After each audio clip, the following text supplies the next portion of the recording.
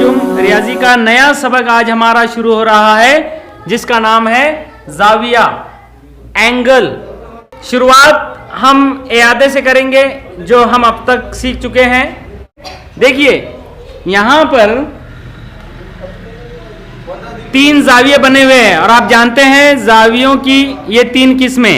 ये जो बीच में जाविया बना हुआ है ये जाविया कायमा जाविया है, क्योंकि इसकी पैमाइश 90 दर्जे है बिल्कुल। ये जो आड़ा एक जिला है और ये खड़ा जिला है, ये दोनों भी एक दूसरे पर उमूद है। ये बिल्कुल 90 दर्जे का जाविया है। जिस तरह से जमीन के फर्श पर दीवार होती है बिल्कुल खड़ी खड़ी, उस तरह का ये जाविया है और ये कायमा जाविया है 90 दर्जे का। और 90 दर्जे से कम के जाविये को हाद्दा जाविया कहते हैं। ये जो जाविया है ये 90 दर्जे से कम पैमाइश का जाविया है और 0 से 90 दर्जे के दरमियान पैमाइश के जाविये को हाद्दा जाविया कहते हैं। ये हाद्दा जाविया है। और ये 90 दर्जे से ज्यादा पैमाइश का जाविया है। इस जाविये को जो कि 90 दर्जे से ज्यादा है मुनफरजा जाविया कहते हैं। ये मुनफरजा जाविया है, इसकी पैमाइश 90 दर्जे से ज्यादा और 180 दर्जे से कम है। इस तरह से ये जावियों की 3 किस्में हम इससे पहले भी पढ़ चुके हैं। अब किताब में ये कुछ घड़ी की तस्वीरें हैं और आप जानते हैं कि घड़ी में 1 घंटे का कांटा होता है और 1 मिनट का कांटा होता है, और घंटे के और मिनट के कांटे के दरमियान जाविया बनता है। तो आपको पहचान कर लिखना है कि हर तस्वीर में कौन सी किस्म का जाविया बना है। देखिए यहां पर घंटे और मिनट के कांटे के दरमियान 90 दर्जे से जाविया, 90 दर्जे से ज्यादा का जाविया बना है, लिहाजा ये मुनफरजा जाविया है। यहां पर लिखेंगे मुनफरजा जाविया। यहां पर दोनों कांटों के दरमियान 90 दर्जे से कम का जाविया है, यानी हाद्दा जाविया बना हुआ है। यहां पर घंटे का कांटा 3 पर है और मिनट का कांटा 12 पर है, लिहाजा दोनों कांटों के दरमियान 90 दर्जे का जाविया बना है, लिहाजा ये कायमा जाविया है। यहां लिखेंगे कायमा जाविया। यहां पर 90 दर्जे से ज्यादा का जाविया बना हुआ है, लिहाजा ये मुनफरजा जाविया कहलाएगा। यहां भी 90 दर्जे से कुछ ज्यादा का जाविया है, लिहाजा ये मुनफरजा जाविया कहलाएगा और ये हाद्दा जाविया कहलाएगा। ठीक है। इसके बाद हमें जाविये के अरकान और जाविये का नाम ये समझना है कि जाविये में कौन कौन से अरकान होते हैं और जाविये का नाम किस तरह से लिखते हैं। Components of angle and naming an angle, ये हमें सीखना है। तो देखिए इसके लिए हमने मिसाल के तौर पर यहां पर एक जाविया बनाया है। देखिए ये जो शक्ल बनी हुई है ये जाविया है, ये आप जानते हैं। और ये हाद्दा जाविया है 90 दर्जे से कम का, ये भी आप जानते हैं।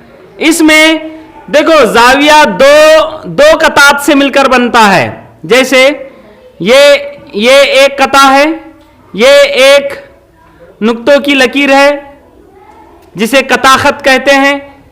ये कता है जिसका नाम है कता AB या कता BA, और ये एक दूसरा कता है जिसका नाम है कता BC। ये दोनों भी कतात एक ही नुक्ते से निकले हुए हैं।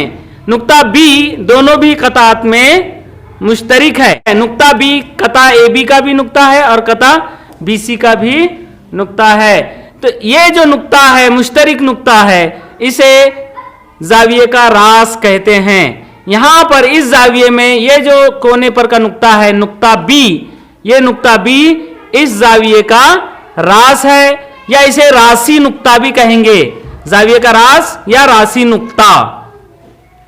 और ये जो कता BA है और BC है, ये दोनों भी इस जाविये के जिले हैं और जिलों को ही साकैन भी कहते हैं।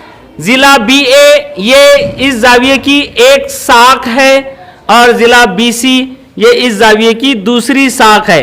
इस तरह से 2 साकैन से मिलकर ये जाविया बना हुआ है। अब इस जाविये को अगर पढ़ना है तो किस तरह से पढ़ेंगे। देखिए यहां पर इस जाविये का रास B है तो इस जाविये को जाविया बी भी कह सकते हैं, जाविया बी। लेकिन जाविये को 3 हुर्फों के साथ पढ़ा जाता है। जाविये का नाम पढ़ने या जाविये का नाम लिखने के लिए तीन नुक्तों का होना जरूरी है। तो यहां पर इस जाविये को अगर पढ़ना है तो बी को बीच में लेना पड़ेगा, यानी इस जाविये को हम पढ़ सकते हैं जाविया ए बी सी, या इसे हम इस तरह भी पढ़ सकते हैं जाविया सी बी ए। ये जो नुक्ता ए है ये नुक्ता है, ये नुक्ता सी है और ये नुक्ता बी इस जाविये का रास है। ये मेन नुक्ता है जहां से ये जाविया शुरू हुआ है। नुक्ता बी से रास से एक शुआ ए की तरफ गई है और एक शुआ सी की तरफ गई। तो आप इस जाविये को इस तरह भी पढ़ सकते हैं जाविया ए बी सी, या इस जाविये को इस तरह भी पढ़ सकते हैं जाविया सी बी ए। लेकिन हर बार आपको बी को बीच में रखना पड़ेगा। और इसे लिखने का तरीका क्या है, देखिए इस जाविये को लिखना अगर है तो हम जाविये का छोटा सा ऐसा निशान बनाते हैं और इसका नाम लिख देते हैं जाविया ए बी सी। ये जाविया है जाविया ए बी सी, या जाविया सी बी ए। आप इसे चाहे तो ए बी सी बोलिए या सी बी ए बोलिए, जाविया सी बी ए बोलिए या जाविया ए बी सी बोलिए, ठीक है। तो ये सब अहम मालूमात जाविये के अरकान के ताल्लुक से अभी आपने समाअत की है। इसे यहाँ पर लिख दिया गया है, आप दोबारा इसे सुनिए और यादा कीजिए। ये शक्ल जाविये की है, ये शक्ल जाविये की है। इसमें कताखत बी ए और कताखत बी सी 2 कताते खत हैं, दोनों में नुक्ता बी मुश्तरिक है। मुश्तरिक नुक्ते को जाविये का रास या रासी नुक्ता कहते हैं। बी ए और बी सी जाविये के जिले यानी साकैन हैं। इस जाविये को जाविया ए बी सी या जाविया सी बी ए पढ़ सकते हैं। जाविये को ये जाविये का निशान है, इस अलामत का इस्तेमाल करके लिखते हैं। जाविया ए बी सी को जाविया ए बी सी इस तरह लिखते हैं।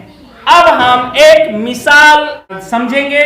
देखिए ये जाविया बना हुआ है, ये एक जाविया है, इसका राशि नुक्ता y है। ये जाविये की एक साख है जिसका नाम है साख YZ, और ये दूसरी साख है साख YX, और ये बना हुआ है यहाँ पर जाविया। तो इस जाविये के ताल्लुक से 3 बातें हमें मालूम होना जरूरी है। सबसे पहले तो जाविये का नाम, इस जाविये का नाम क्या है हम यहाँ पर लिखेंगे। इस जाविये का नाम क्या है, इस जाविये का अगर नाम पढ़ना है तो y को बीच में रखना पड़ेगा। तो इस जाविये का नाम क्या पढ़ेंगे फिर, हाँ वेरी गुड बोलिए, जाविया XYZ।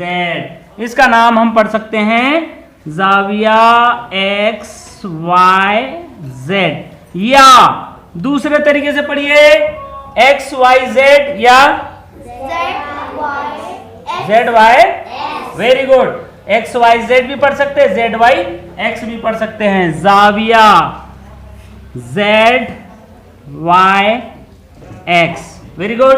उसके बाद जाविये का राशि नुक्ता कौन सा है, इस जाविये का ये आपको पहचानना है। राशि नुक्ता जहां से जाविया शुरू हुआ है, कौन सा राशि नुक्ता है जहां से दोनों भी शाखाएं निकली है, नुक्ता Y। ये जो नुक्ता है कोने पर का, ये दोनों भी शाखाएं का मुश्तरिक नुक्ता है, इसे राशि नुक्ता या रास कहते हैं। लिहाजा जाविये का राशि नुक्ता है नुक्ता Y। उसके बाद आखिरी में जाविये की शाखाएं, आप जानते हैं जाविया 2 शाखाएं से मिलकर बनता है। तो यहां पर कौन कौन सी 2 शाखाएं हैं, वो एक है साख या जिला YX और दूसरा जिला YZ। यानी नंबर 1 जिला YX और जिला YZ। जिला YX और जिला YZ ये दोनों भी इस जाविये की शाखाएं हैं। इसी तरह से मश्क नंबर 24 में जो जदवल दी गई है, इसके सवालात हम आसानी से हल कर सकते हैं। सफा नंबर 35 पर देखिए आप, मश्क नंबर 24 में सवाल है, नीचे दी हुई जदवल मुकम्मल कीजिए। देखिए यहां पर शक्लें बनी हुई हैं जावियों की, ये जाविया है, ये एक जाविया है और ये जाविया है। हर जाविये का नाम अलग है। हमें पहले सुतून में जाविये का नाम लिखना है, दूसरे सुतून में जाविये का राशि नुक्ता लिखना है और तीसरे में जाविये की साकैन लिखना है। जैसे पहले जाविये का यहां पर बताया गया है, इस जाविये का नाम है जाविया PQR, तो यहां लिख दिया गया है जाविया PQR या जाविया RQP, दोनों तरीके से नाम लिखा हुआ है। जाविये का राशि नुक्ता Q है, जाविये का राशि नुक्ता Q है, तो यहां पर लिख दिया गया है Q। और जाविये की साकैन यहां पर दो है, साक या जिला, जिला भी कह सकते हैं आप और साक भी कह सकते हैं। एक जिला है जिला QP, ये QP और ये QR।